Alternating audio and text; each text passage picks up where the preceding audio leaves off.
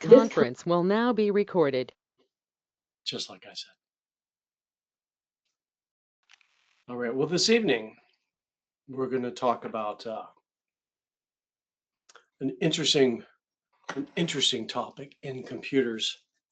It's been around a long time, this particular branch of computing, and it's only gotten more interesting in the last few years. Really, really interesting, because I think we'll find now that there may be billions of computers on the planet that fall into this particular category.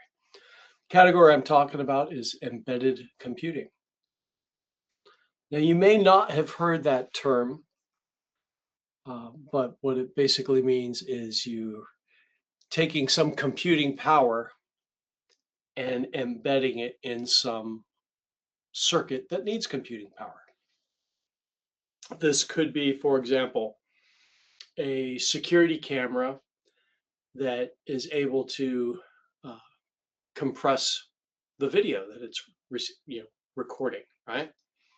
So you have some type of custom built computing chip that does video compression really well, so that you don't have to store as much raw data from a security camera.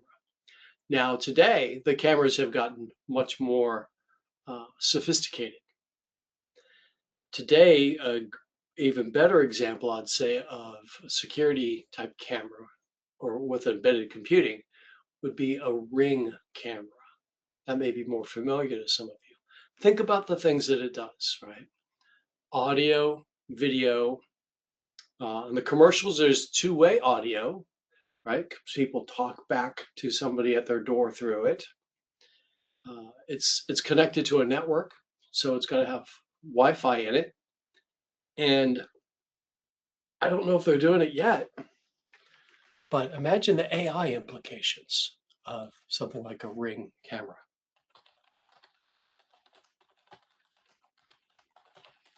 When I say AI, I'm talking about image recognition, since it's a camera, right? There, and I don't necessarily mean face recognition. Okay, well, they've got it. A flagship capability called Familiar Faces. Okay, so it recognizes your friends and then sends you an alert about who's at the door. Lost pet recognition. There's all kinds of things built in.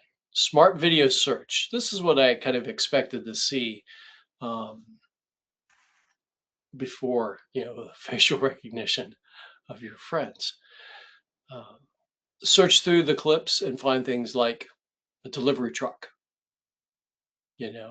Their example here that I'm looking at is person in a red hoodie. Maybe somebody in the neighborhood says, say, people have been stealing Amazon packages, and we think it's a guy in a red hoodie. So that's kind of interesting. Now, I don't think that all of that's being done in the Ring. Probably not the searching through the recorded video. It is possible, and it doesn't necessarily say where it's happening. And yes, of course, privacy. Facial recognition features have raised privacy concerns among experts. Ring stores face data to enable recognition, which some reviewers consider sensitive. I can see some people getting in trouble with this. The Ring learns your wife and also your girlfriend's face, and you get in trouble. Or maybe you're cohorting with, criminals, and the police subpoena the data from your Ring camera, and they identify people visiting you. So there's all kinds of interesting implications of any technology, but facial recognition is quite powerful. But embedded computing. So let's see if we can figure out what is in the Ring camera. I'm going to share a screen now. See what type of data I can get on this. Must be this one. Yeah, it's this one. So a term that goes hand in hand with embedded computing is the microcontroller. So I'm asking Copilot,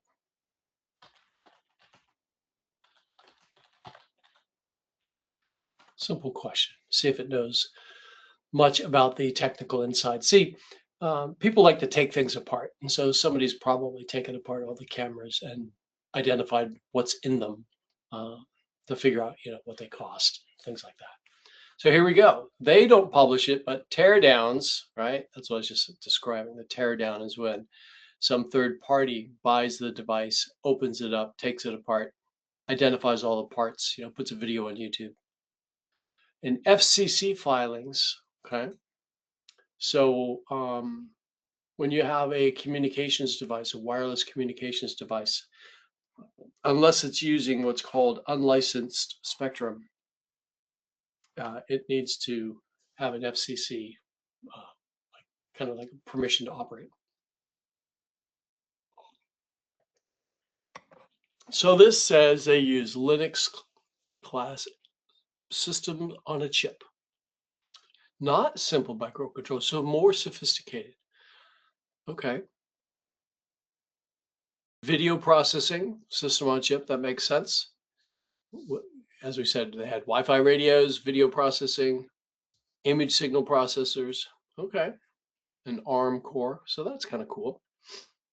These are pretty powerful. Yeah, H.264 and 265 dedicated video encoders. DDR memory, that's like, what's in your computer, right? It's volatile memory, right? And so it also has NAND flash storage. So the flash storage keeps its power after the system's been turned off.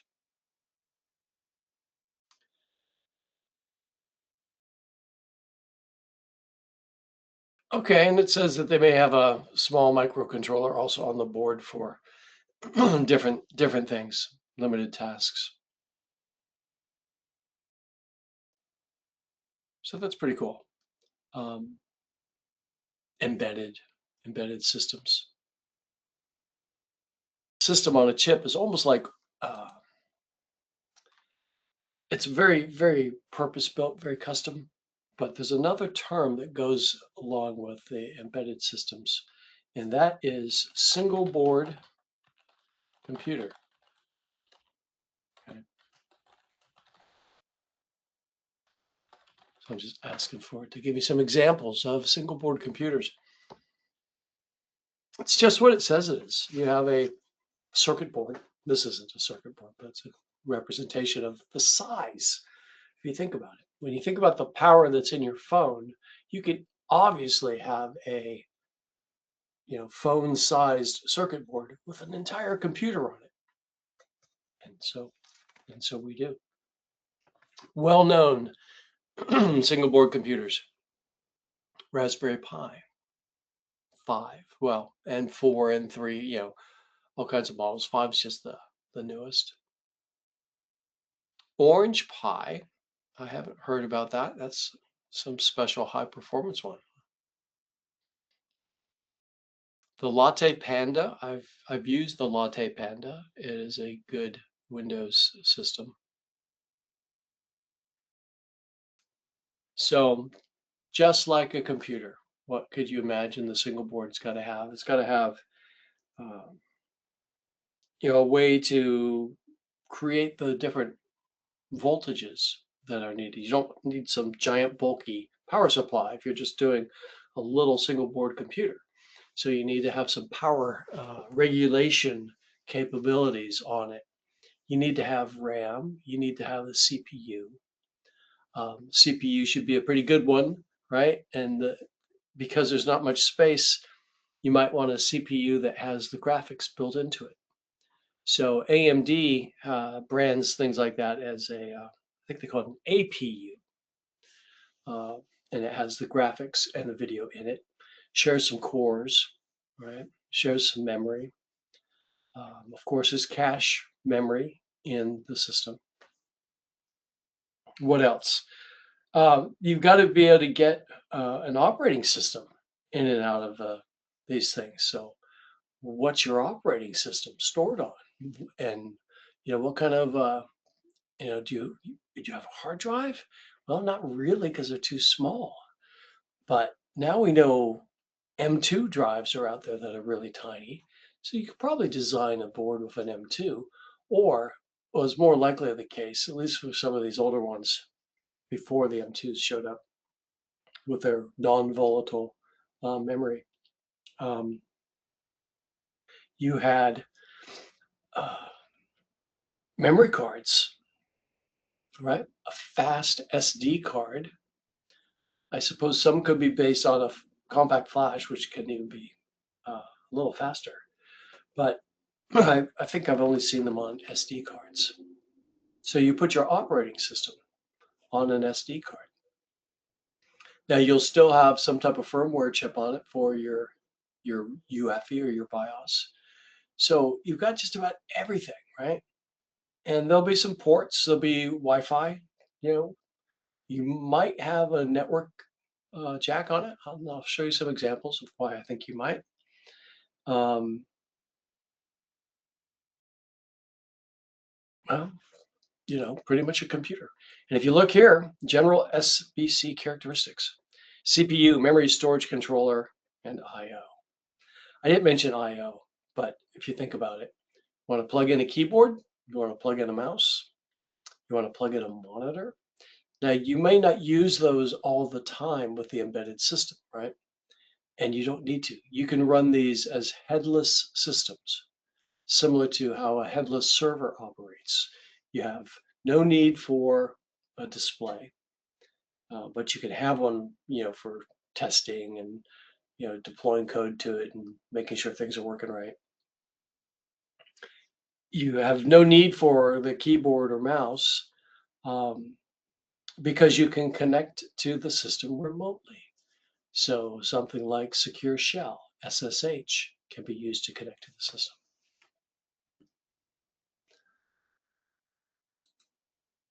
Education, embedded control, there we go, that word embedded, development systems and maker projects. Compact, inexpensive, and versatile for IoT and edge computing. At the beginning of the talk, I mentioned there are billions of computers in this class out there in the world. I was talking about IoT devices.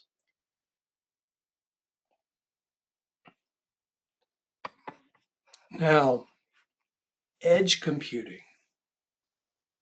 Edge computing is another term. It's a more modern term. What that refers to is putting compute power at the edge of the network. So you're out in the middle of nowhere. You've got some type of internet connectivity. It could be satellite, for example. Maybe it's Elon Musk's, SpaceX satellites, Starlink, whatever it's called. There's other terrestrial things you could be doing for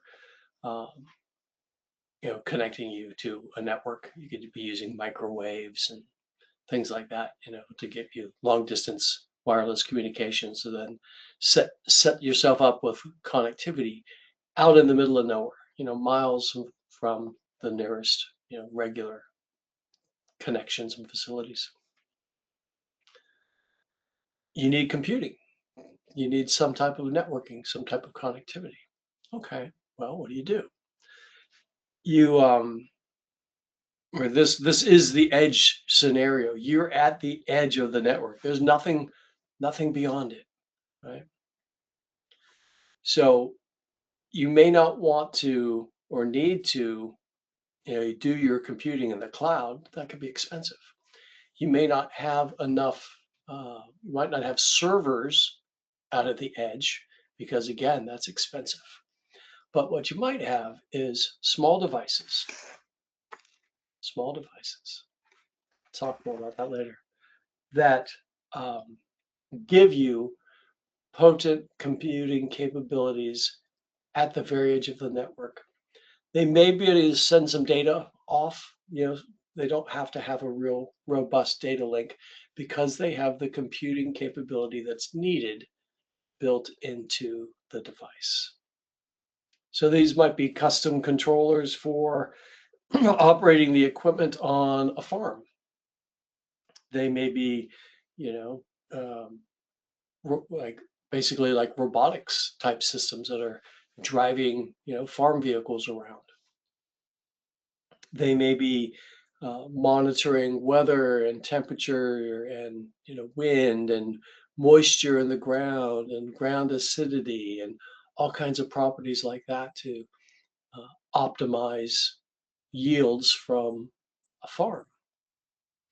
The computing doesn't have to leave that location. It can just be done there at the edge, and maybe there's you know a daily report, kind of like a summary of the data that gets compressed and you know shot off over a low hey kitty shot off over some low bandwidth network. Okay, so let's talk about some edge computing devices. I'm not going to power this one up in this session, but this is pretty interesting, and you can see, or embedded edge, whatever you want to call it in this case. This has a monster heat sink on it. Why on earth might you have such a big, bulky heat sink? Well, this is a powerful little guy. If you look carefully in these ports, you'll see HDMI, and DisplayPort. That's something else. If you look at these slightly different shapes, you'll see 4 USB plugs. That's the power jack there. Networking. What else is on this? It looks like there's 2 ways to get power on it. You can either plug in on the power jack right there, that barrel, it's called a barrel plug, or that is a USB socket on the corner there. What was this flavor called? Oh, I guess I'd call this, it's probably a micro USB. Now, underneath this heatsink, obviously the heatsink is there to take heat away from some pretty powerful computing device, pretty powerful CPU in there. And somewhere on here, and I think it's also under the heatsink, is memory. I'm honestly not seeing it, and I've never wanted to, never disassembled this to dig into it any deeper, but I know it's got memory chips in there. What I'm surprised is I don't see a memory socket anywhere for additional storage. I do see something though, and I won't be able to show it to you, and I suspect it's a radio card, even though this also has a network jack. Now, the embedded computers, as I've told you, they're embedded in other systems and they control those systems. Oh, and I should tell you, I should back up for one quick second. This is an NVIDIA Jetson. This is actually an AI system. This is the jetsonnano model. Let's say it's 4 or 5 years old. I never did much with it.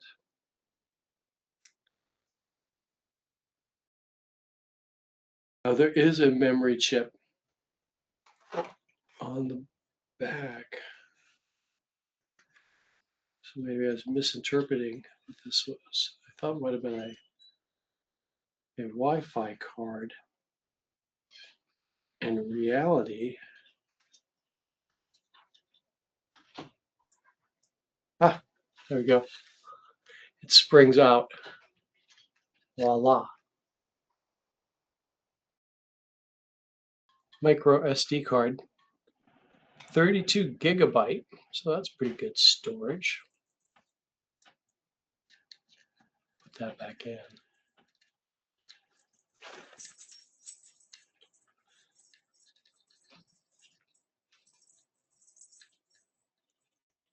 Okay. Yep. Back in.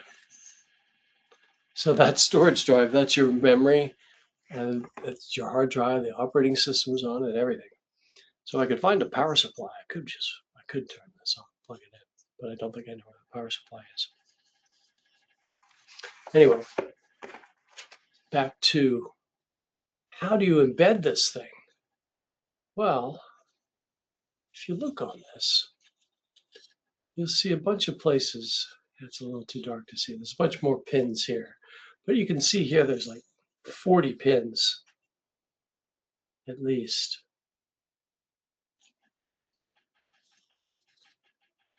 Now these all have,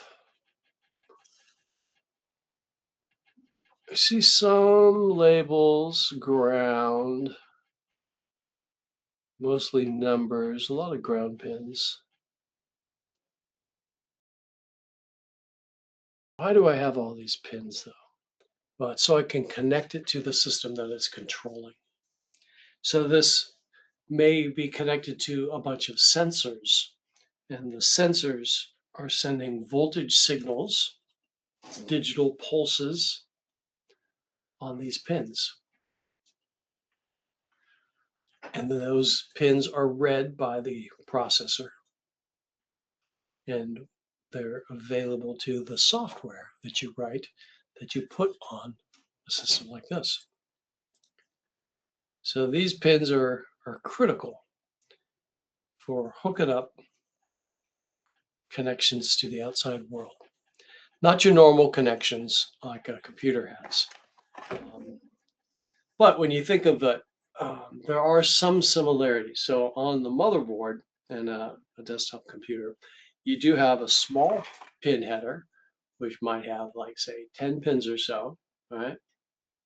And but once you see, you've seen pictures of them already. Those pins are for connecting the motherboard to its outside world. Think of it this way. The motherboard is embedded inside the desktop computer case. How does it communicate? How does it tell you the hard drive's running or the power's on? Or how do you reset the CPU, right? How do you turn it on in the first place, right? It has the speaker, right? The speaker is another connection that uses the pins on the motherboard. So all of these things, they're in the case that the motherboard is embedded in. And then those connections connect the motherboard to the outside world so you can control and interact with it through the case. Exactly the same idea here. It's just that there's going to be different things that I can connect to. A temperature sensor, right? Soil acidity sensor. Anything, any type of data can be turned into digital data and then sent into a system. Now it's possible. I mean, some of these circuits have analog pins, not just digital pins. So I don't know enough about the Jetson's embedded control capabilities to tell you, but I do know a lot more about the Arduino, which we'll get to. And I know a little about the Raspberry Pi. I've never actually integrated a Raspberry Pi into other systems, but I have embedded an Arduino in a system. So we'll put this one away.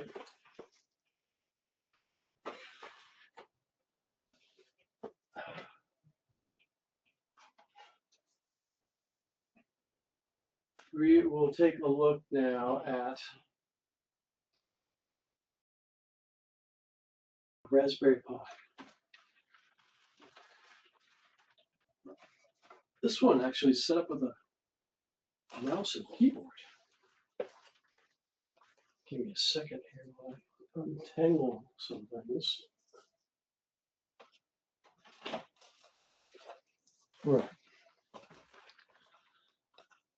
So I mounted this on just this plastic, old piece of plastic case from a modem from the 80s or something, just because I needed a way to secure it, hold it down, not mess with it, not touch it while I'm using it, and just carry it from the board.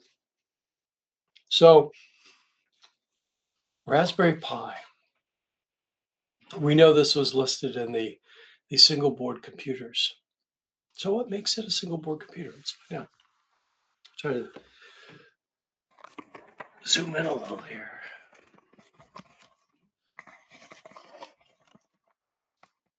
Okay, I'm trying not to block the light. I have shadows on here. All right, what's going on? Well, this is a memory card. Regular SD card. Actually, this is an SD card adapter and it has a micro in it, but you get it, the same idea.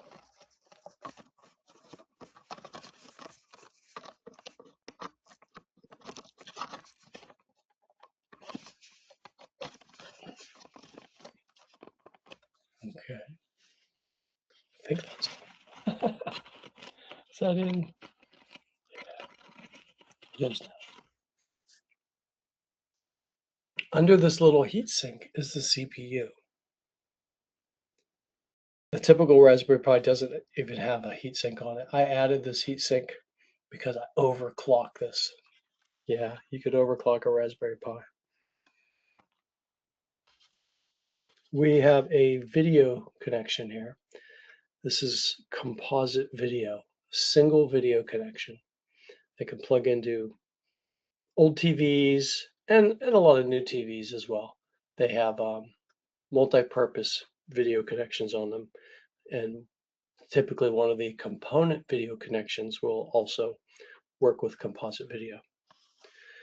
This is an audio jack.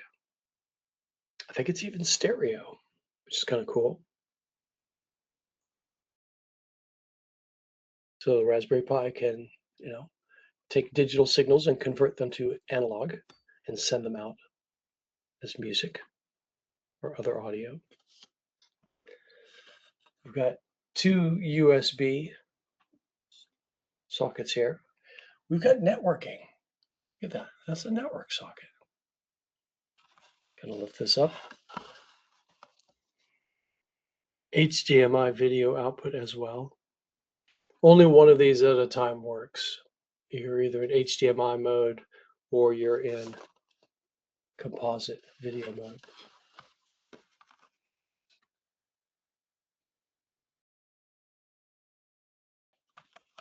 We've got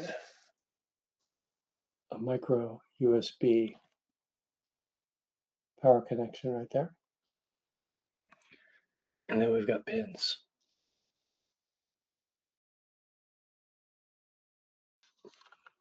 Labels on them on the board itself, so you'd have to look up what they do, but they've got a name, general purpose I/O pins.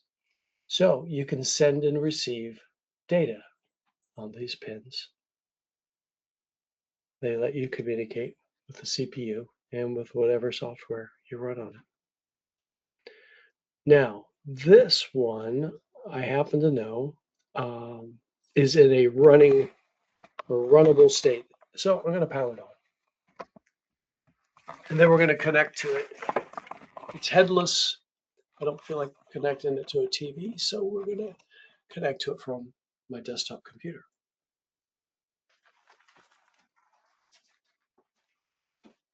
Let's see if I can find my power.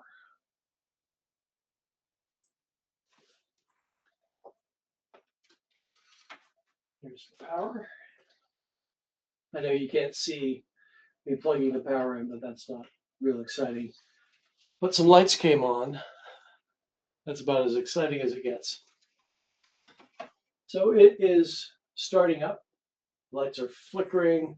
The mouse light just came on. All kinds of lights just came on the panel. There you go. It's all lit up now. Hey, Sancho. How you doing, buddy?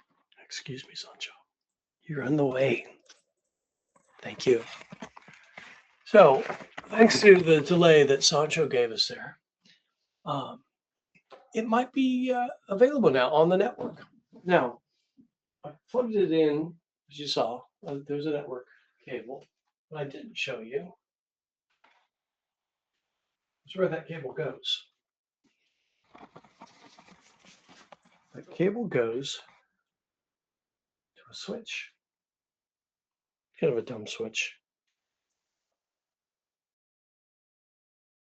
but it's a switch. What makes it work? Well, power. Everything's got power and data, of course. One of these connections, everything's backwards. This connection here, that's the uplink. That's the connection to the internet. And then these other two connections are just other computers I've got here. One's the Raspberry Pi, and one is this big old Windows 7 desktop sitting down there. So the Raspberry Pi is on, and that's its activity light. Actually, both of them have activity lights, even though only one of the computers is on. Okay. Now I think we've definitely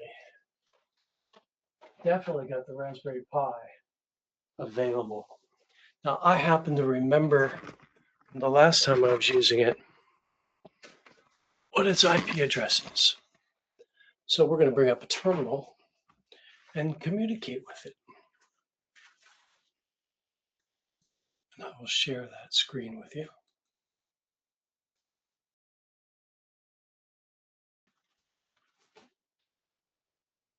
All right. So here is the terminal.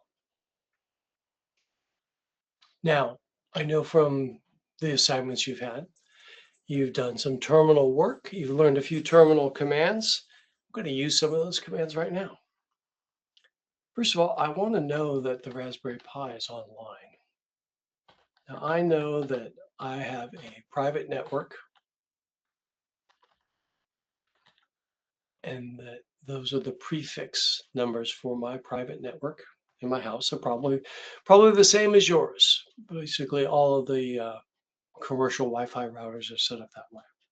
192.168, private network. It can only be connected to the internet through some type of gateway. Okay. All right. I believe this is the Raspberry Pi. Let's find out. Ah, my router is telling me it's not reachable. Well, what can we do? Well, we can go into my router console and check the devices on it and see if I can't find. Oh, I found the Raspberry Pi. It says that it's online.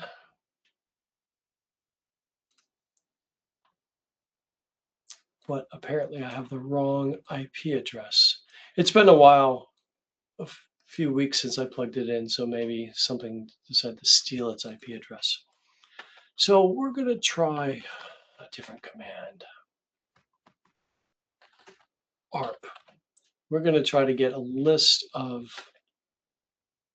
IP addresses that map to the MAC addresses. So what do we have here? Here's the list. So I ran arp-a. You can see the command there. I know from my Verizon console, which I'll show you right now.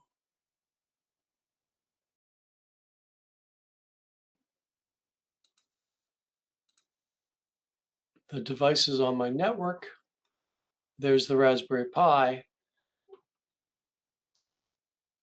Why it doesn't show the IP address, I don't know. but it gives me the MAC address. All right, so that's good enough. So we're going to go back to my terminal.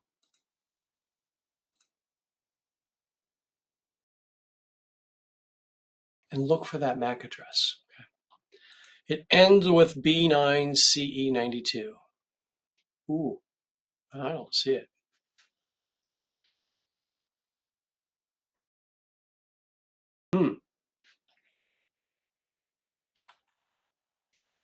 That's frustrating. Maybe it's not really running. Should be now. Everything looks normal.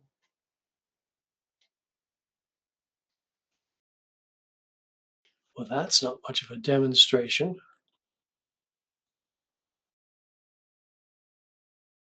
Let's see if I can do something else here.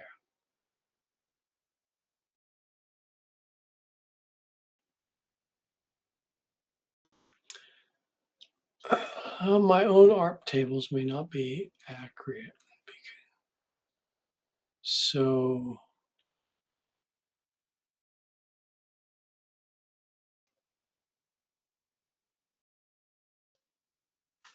let's try something here.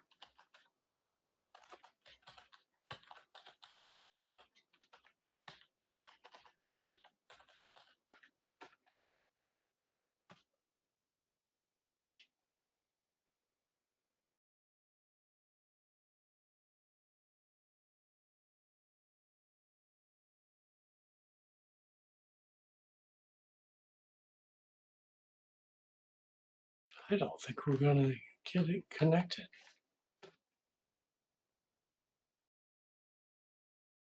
Still unreachable. Well, we'll move on to the next device, which is an Arduino. Now, this is a more primitive device, but in many ways more interesting and even somewhat easier to use than Raspberry Pi.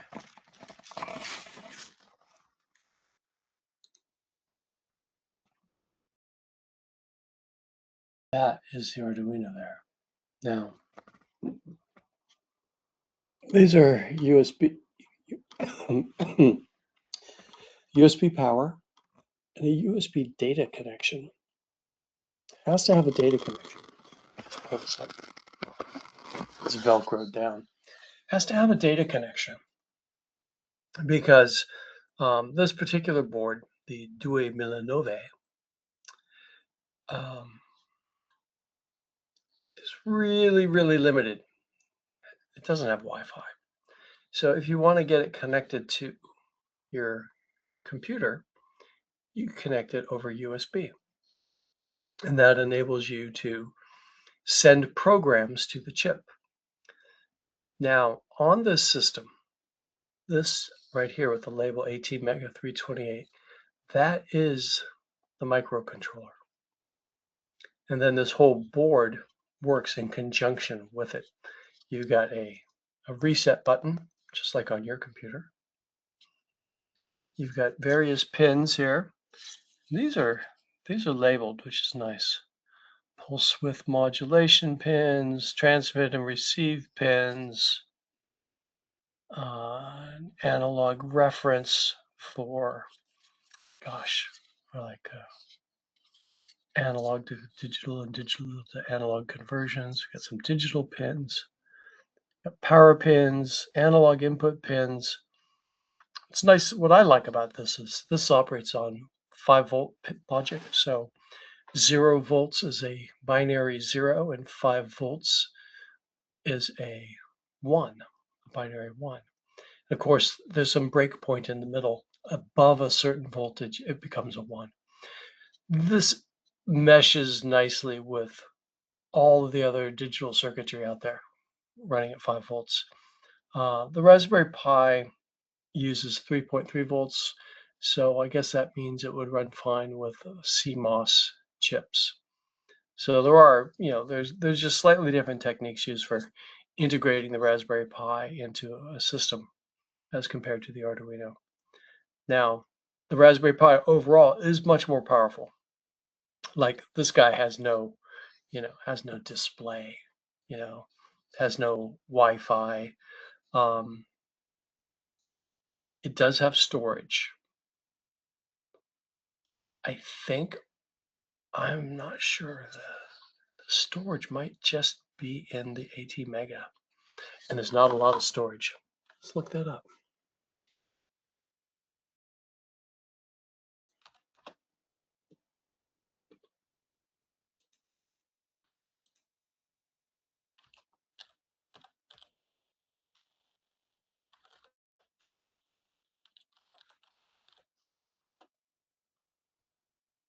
Oh, 1 kilobyte of storage. So you're writing some pretty small programs. How do you program this? Well, the good people behind Arduino, they've created a wonderful ecosystem, and it includes an IDE, an integrated development environment, and a special programming language for working with the Arduino. And what it does is the IDE actually, you write in this simplified language and it converts it into C code for you. You can go low level as well if you need to go and write C code to do something special, do something faster that you might not be able to do at the higher level of the Arduinos efficiently. You can do that. So you write your code in an IDE on your computer and send it to the Arduino over USB.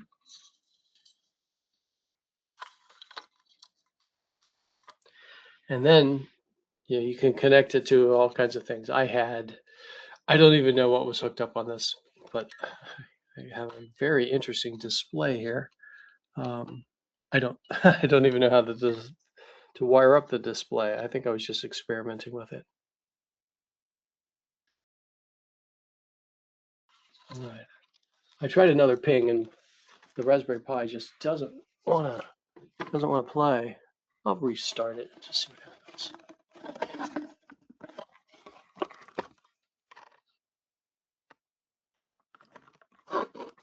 Maybe it will decide this time.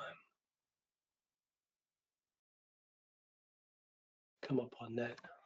Maybe my network cable's just loose. Check that.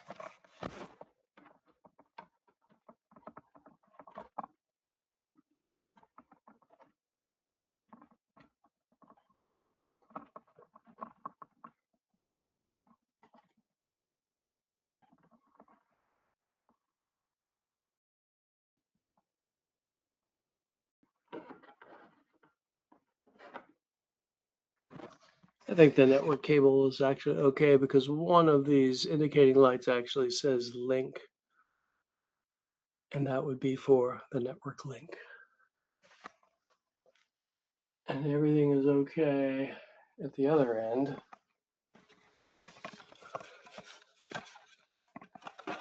Yeah, okay.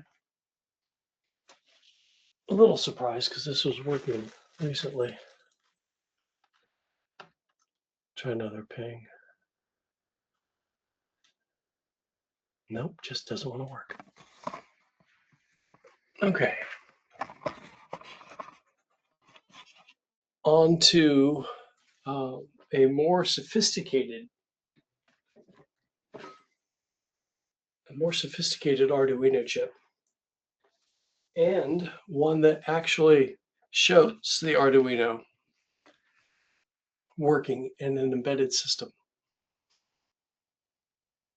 Now, because you've got a microcontroller and you can send data in and out of the Arduino, you can actually make music with them. You can send pulses and vary the frequency, and those pulses are fast enough that you can create musical tones with them. And so somebody created a nice, basically a library for Arduino that you could use to create a little synthesizer out of an Arduino.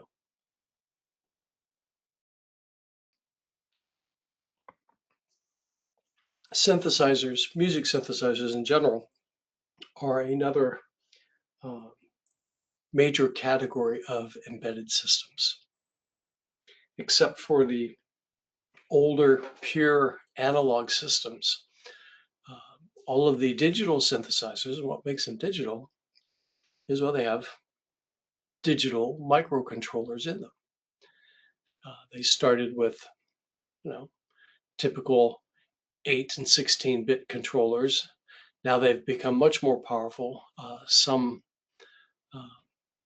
basically have a desktop PC type system in them. You could think of it like I mentioned, a Latte Panda Windows embedded system board. That type of board is powerful enough to run a synthesizer on easily. A Raspberry Pi actually is inside some modern synthesizers, and there's custom code running on it to give the music capabilities. Then there's lots of libraries for both the Raspberry Pis and the Arduinos for making synthesizers. So I made one, and we're going to take a look at it.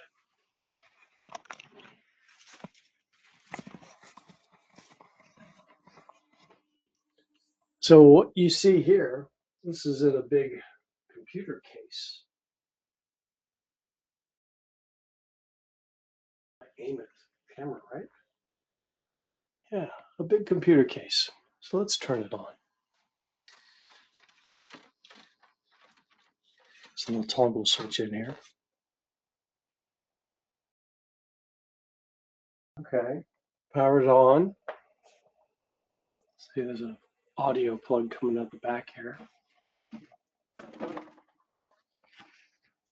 Now on the side of the computer, on the side panel, is a synthesizer. That's what this is. Underneath it is an Arduino processor. We'll take a look at that. You won't be able to see it fantastically. It's in there. It's one of the more powerful Arduinos. I can't remember exactly which one. I think it's a Duo. So we can let this board hang down here. And we can turn this on. As soon as this comes on, the Arduino starts running its program, and its program is to make sound. So that's what we're going to hear.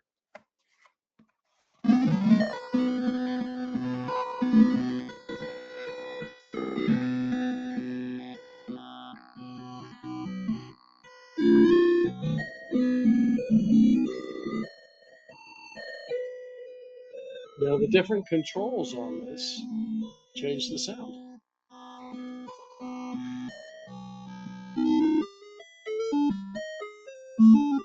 It's more of a pure tone, then a rougher tone.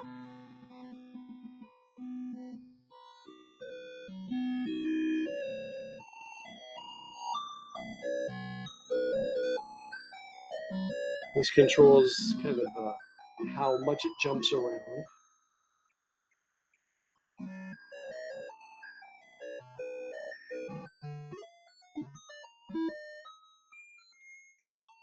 And all of these individual controls are connected to the Arduino.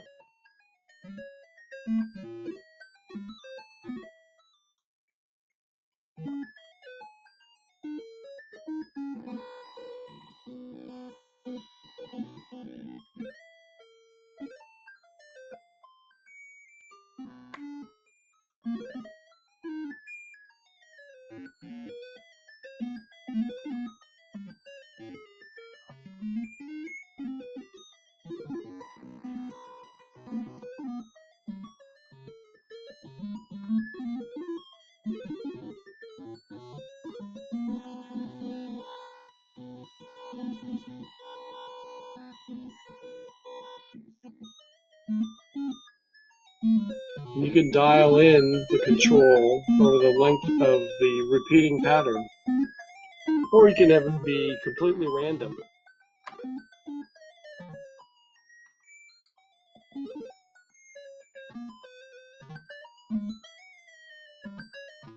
This can actually connect to other computers and other synthesizers through this connection here.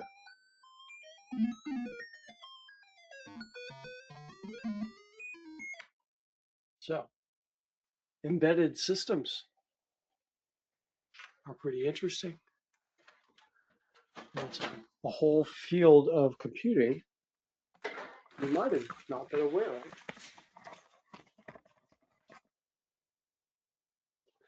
But I hope that you found it somewhat interesting hearing that there's miniature AI computers and there's miniature synthesizer computers and computers for whatever you want to build with an arduino. Yeah, still no network connectivity to the Pi. Oh well, that's all right. Let's see. What should we wrap up with? Got just a few more minutes here. Well, what is going on with other embedded devices? You'd be pretty amazed. Some of the smart devices that people wear for health monitoring, for example, for years now, they've had the ability to run AI models. Yeah, really. Let's just stop sharing. Yeah, they've been able to run AI models locally on the devices. You may wonder, how is that possible? Well, AI models don't necessarily need all the high precision uh, numeric computing capabilities that the computer might have, right? So my computer it's a 64-bit processor, right? And you can have arbitrarily large numbers in it using advanced programming languages like Java. Well, 64 bits is a lot of data, and AI models are really big. Wouldn't it be nice if I could shrink an AI model parameters down and use smaller numbers, fewer bits for the parameters in the model? See, the parameters give you the model size. So typical sizes you'll see 3B, 3 billion parameters, 14B, wow, 14 billion, 70B, 70 billion parameters. So we'll share an AI window right now. I think about it. Why not?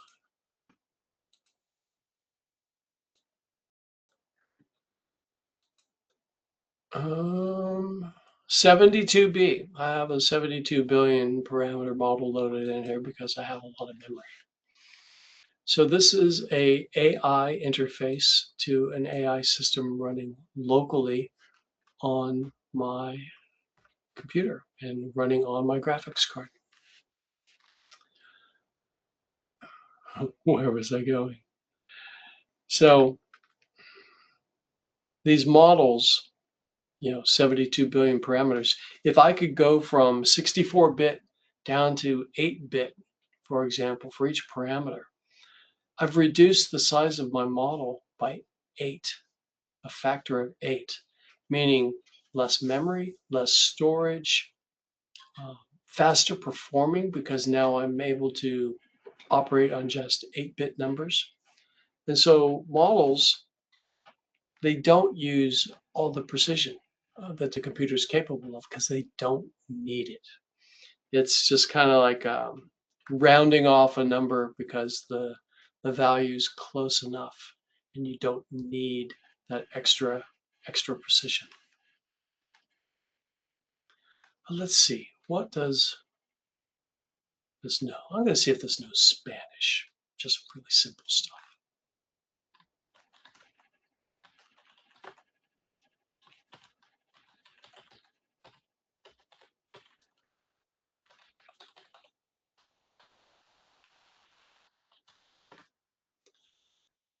And here we go. See if it knows Spanish. Probably does. And I know that what this is in Spanish, so I'll know if it's right. So it's thinking right now, and it's probably loading up stuff into the GPU. GPU memory is pretty much full now. GPU utilization 13%.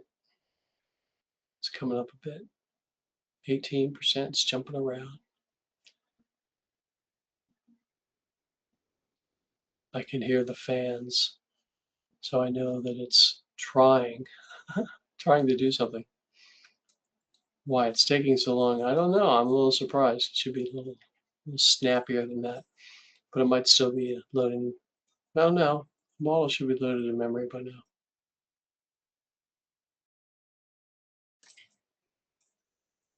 While it's thinking, I'll just say some generic stuff about embedded computing. It's a whole interesting field. It's a very interesting field these days.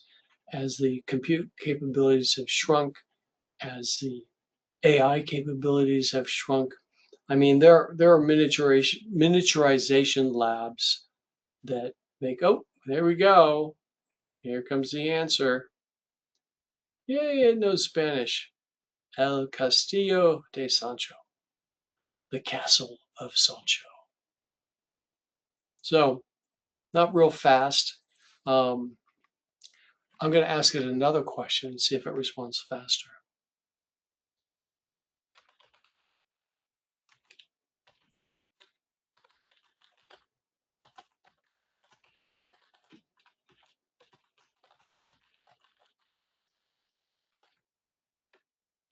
So I'm thinking that maybe some models had the load. Yeah, see, it's answering right away. So what we were experiencing the first time was the startup and loading of the models into memory. So then it says, Buen dia, ¿cómo estás? Good day, how are you? Okay, simple Spanish phrases. So this model, though, is a quantized model. So it's not using 64-bit parameters. It's using like 8-bit parameters.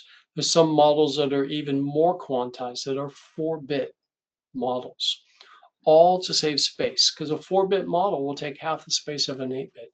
And if you can still get pretty accurate answers, right, but doing it with half the memory storage and all that, then that's a good trade-off, right? Now, if you think about 4-bit and 8-bit models, ooh, could I run them on really low power microprocessors? Let's find out.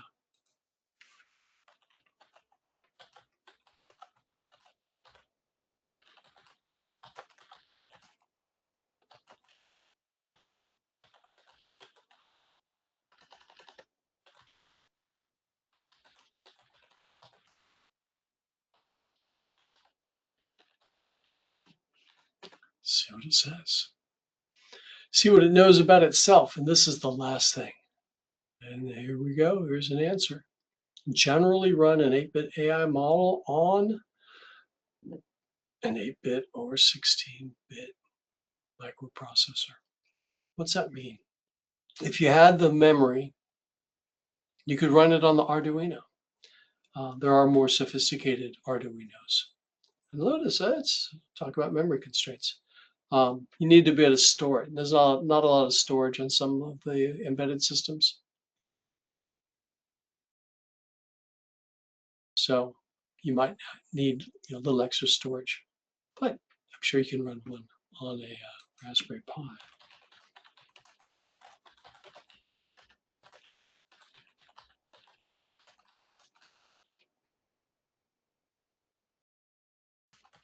I'll ask a very specific question. We'll just interrupt that one and ask the next question. What models can you run on a Raspberry Pi 5?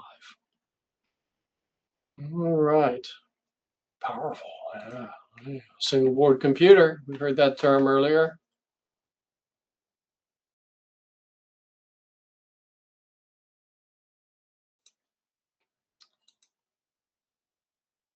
There we go. The reason that it prints out so slow is because it's figuring out the answer. It's as simple as that. Computer vision. Okay. So image classification on a Raspberry Pi.